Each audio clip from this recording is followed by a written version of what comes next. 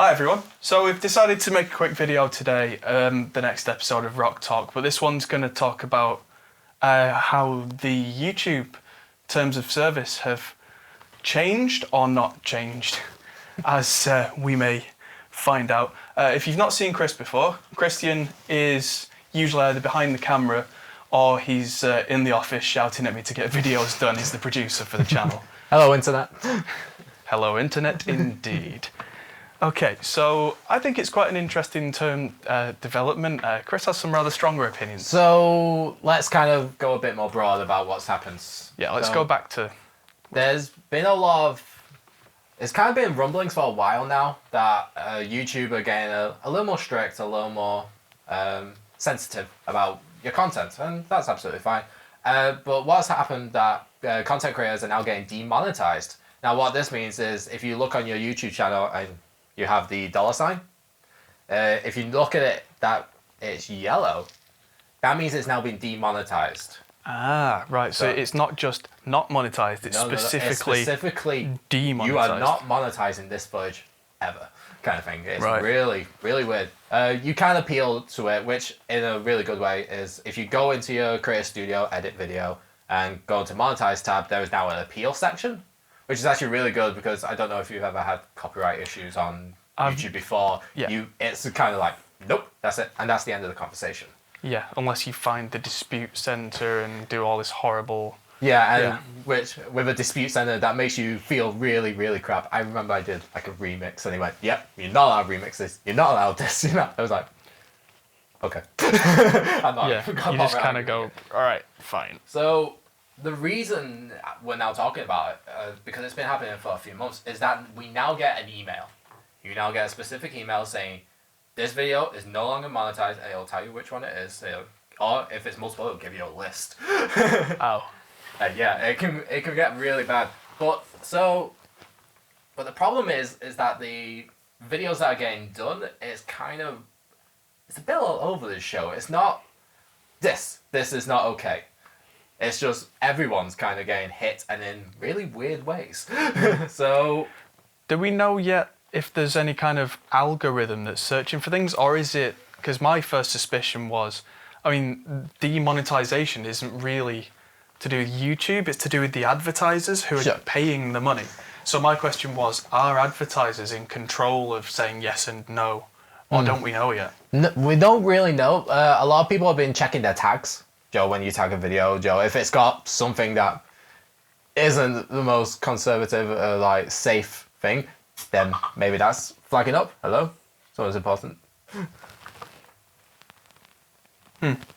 I'll sure. go back. So people have been checking their tags, and it's like, there's nothing...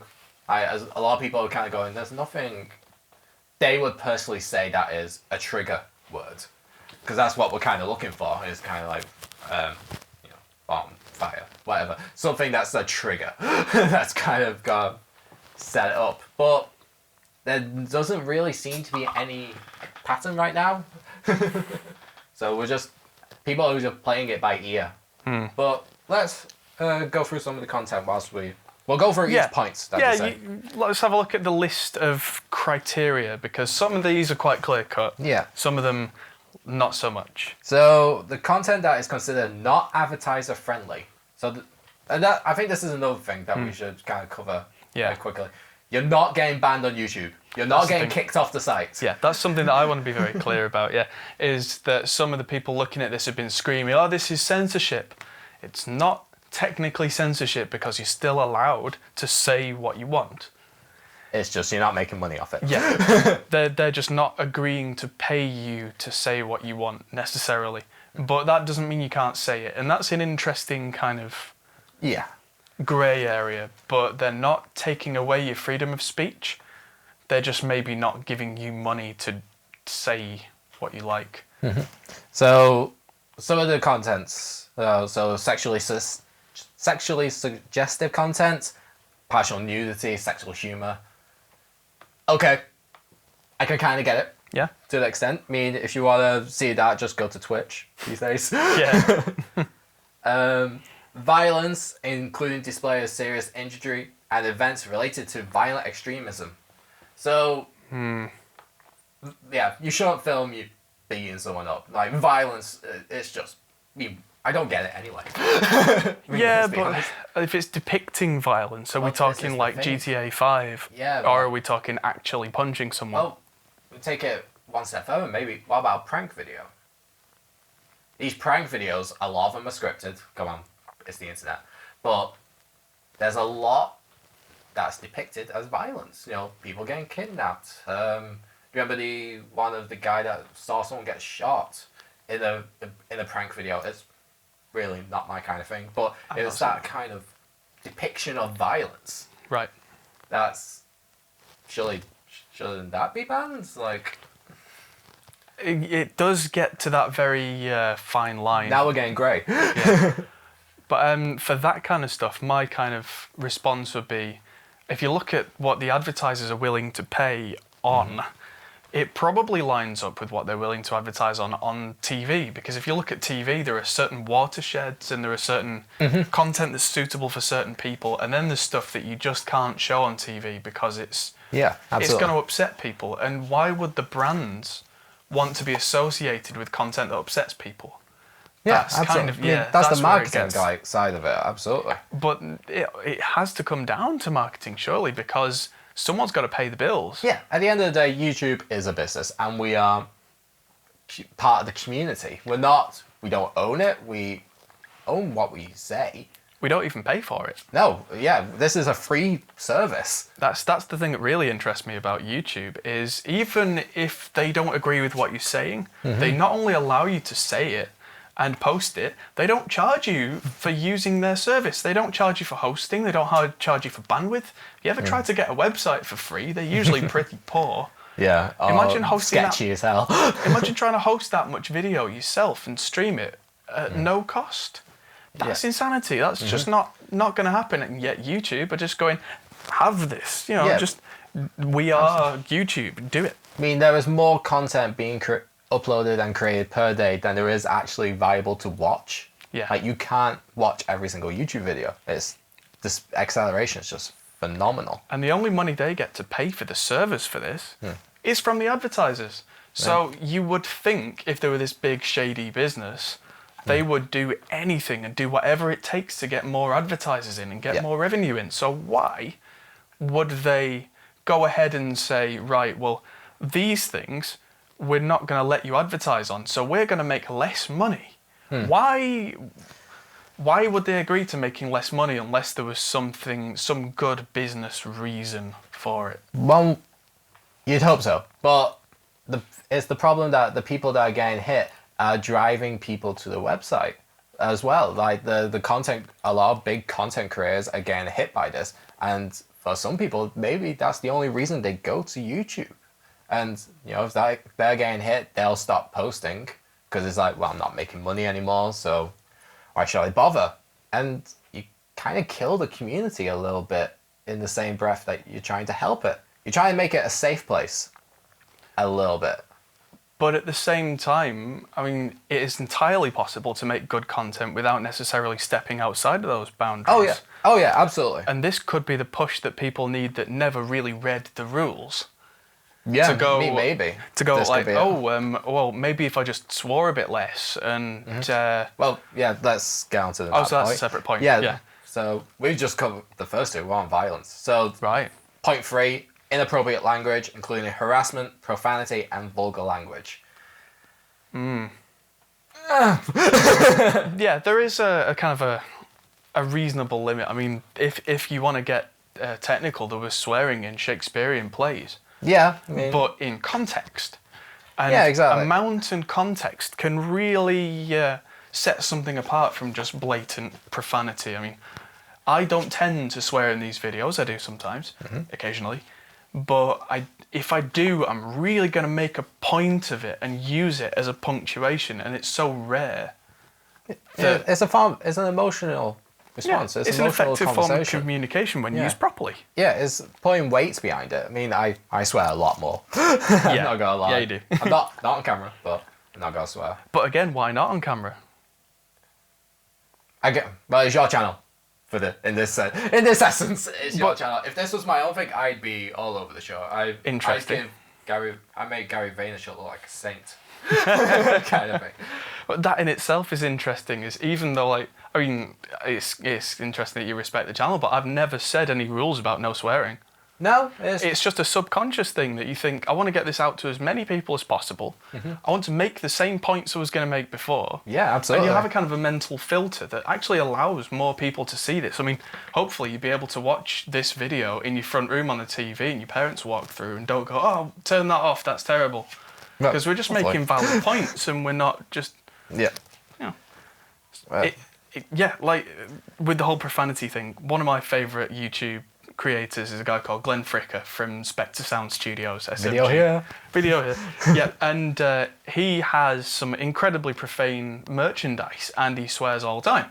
And he actually made a video patronising this entire situation where he kind of put on a nice shirt and tied his hair back and looked worryingly like me. And yeah, hi Glenn. And yeah, he really kind of seems to take exception to a lot of this, but the swearing in his video seems par for the course. Yeah, I mean it's a sense of comedy as well as it's entertainment. It's not. Yeah, but I can see how a lot of people wouldn't want to watch videos like that in front of, say, their parents. Oh yeah, absolutely.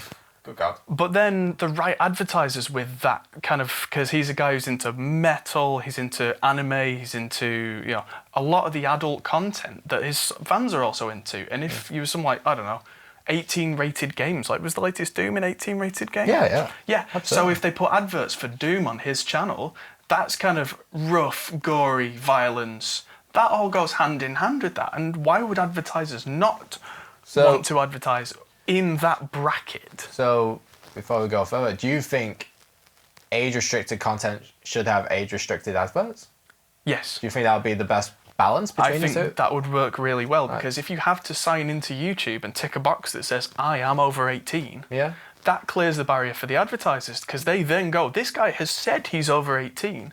We can now advertise stuff that's got a lot more mature content in that will probably appeal to this guy because he's I'm an adult and the stuff I'm watching is adult related content. I don't want to use the words adult and content together because that's a whole different connotation. That's a different channel. We might move there if YouTube dies. Yeah, somewhere like RedTube. Go start making music videos like Snoop. But the age restricted adverts it rings bells to cinemas. Yeah. Like when you go and see a film, like they don't show films with the new 50 Shades of Grey when you go and take them to see Toy Story or something. No. There's very specific content, so maybe this has got to be the way to do it. Yeah, the thing that this kind of really makes me think is that this is not YouTube saying we won't pay you. It's YouTube saying these advertisers don't want to advertise with you. And as a consequence, you then don't get paid. You're kind of flipping it. Yeah, so the consequence is that you don't get paid, but the actions, they're not saying we don't want to pay you. They're saying advertisers don't want to advertise with you. And therefore, seen as though they pay the bills, the golden rule is he who has the gold makes the rules. Yeah.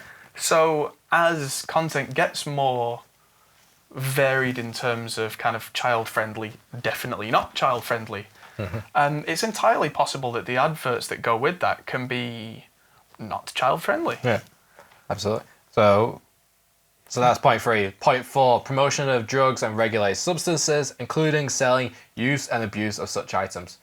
I never understood who the hell films themselves as shooting up. Yeah. Am I allowed to say shooting up? We'll find out. Just using words. We're not even inferring anything. Yeah, but I mean, if that's your business strategy, to sell drugs and paraphernalia, you're working in a weird way. Yeah. Well, yeah. I mean, I totally understand why that shouldn't be on YouTube. That shouldn't be. Yeah, YouTube is a public forum, and if something's against the law, you probably shouldn't be trying to get paid for stuff that's against the law, because that becomes then a criminal act. Yeah. And YouTube as a company don't really want to be involved in that. Yeah, not really gonna monetize you. Yeah. Advertise TripAdvisor beforehand. Yeah, if it's advertising drugs, they probably don't want to do it. If it's avoiding tax, that's a whole different thing. So the last point, and I think this is the real grey area This now. is the big one. So controversial or sensitive subjects and events, including subjects related to war, political conflicts, natural disasters, and tragedies, even if graphic imagery is not shown. Now, this is where it gets broad. I mean, what's a sensitive subject?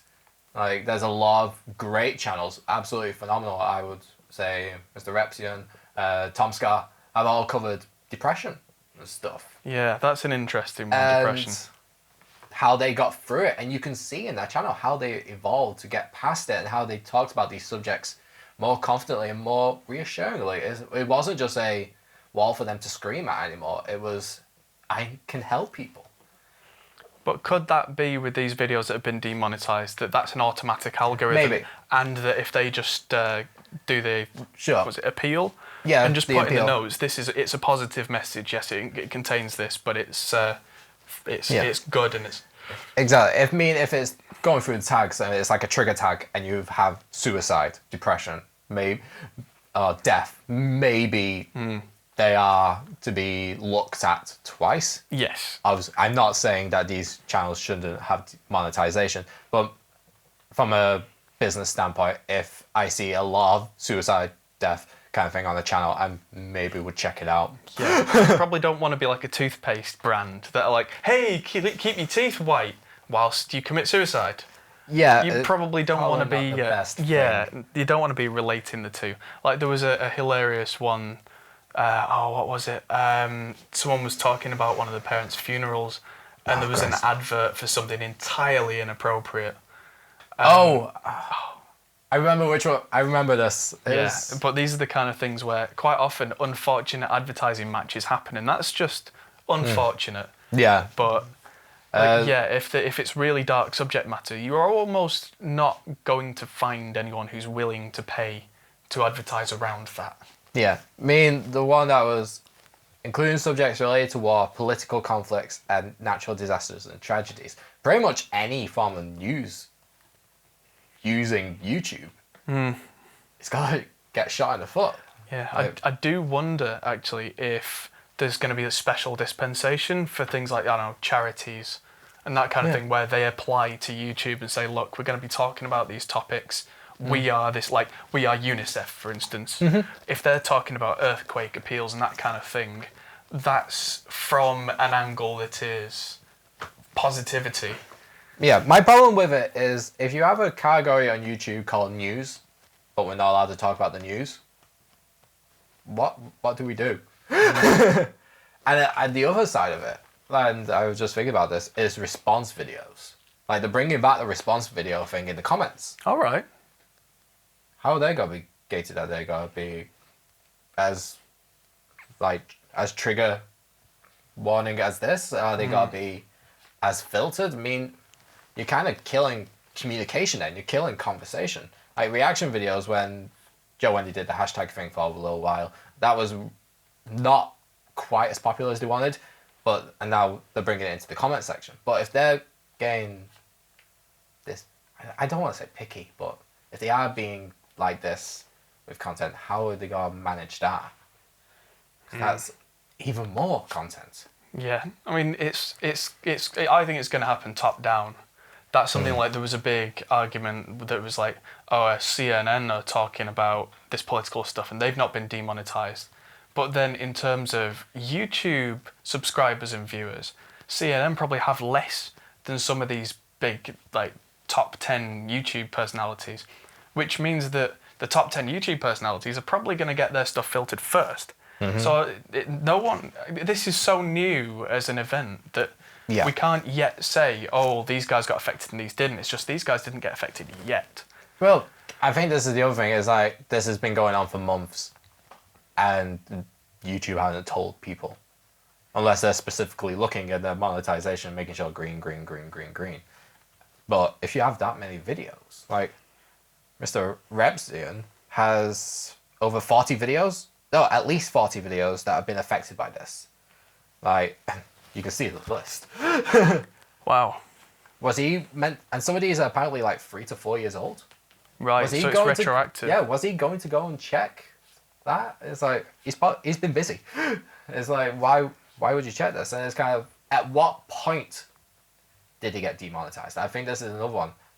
For like Philip DeFranco, those kind of YouTubers, if they get demonetized on a video that hits an average 3.2 million, did they get demonetized 100,000, 10,000, or 3 million? How much money have they lost retroactively? Even if YouTube gives them back the monetization, the moment's passed almost in a lot of these kind of burst videos. No one's got to go back and find out about news 3 weeks old. Yeah. Well, maybe. But yeah, but not in the kind of numbers that would look at it as it comes out, yeah. Yeah, absolutely. And people with like these huge followings on social media like Twitter and Instagram, and it's like, hey, go to my YouTube. It's kind of got to kill. And YouTube, they're not killing channels, but they're definitely putting a lot of pressure on it. So, at least for me, if you're a mid to lower rank YouTube channel, maybe start looking at outside advertisers in your field. Maybe, I don't know, for us, just yeah, we'll be talking to some X company. audio companies if we can soon. Yeah, look at relatable companies that will check out your content and see if you can strike a deal.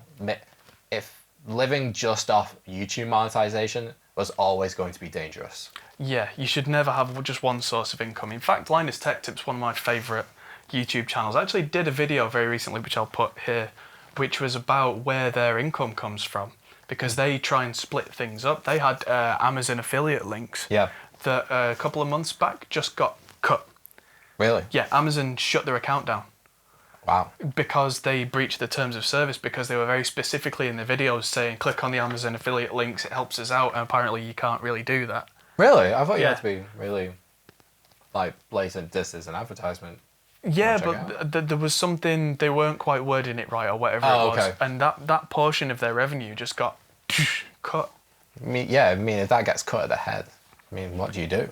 But they already have the sponsorship that they already have income from other things, they have the YouTube revenue as well, and there's separate pieces of that pie, so they... Yeah, I mean, your revenue and money, if you're going to do YouTube, essentially has to be a hydra of some form. It's like multiple heads of the same beast.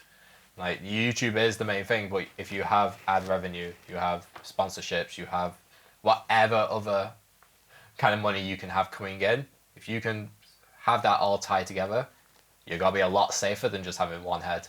So yeah, that's the thing. I mean, for this channel, most of my revenue comes from clients that actually come into the studio and me working full-time in camera and video for another company, for Banter.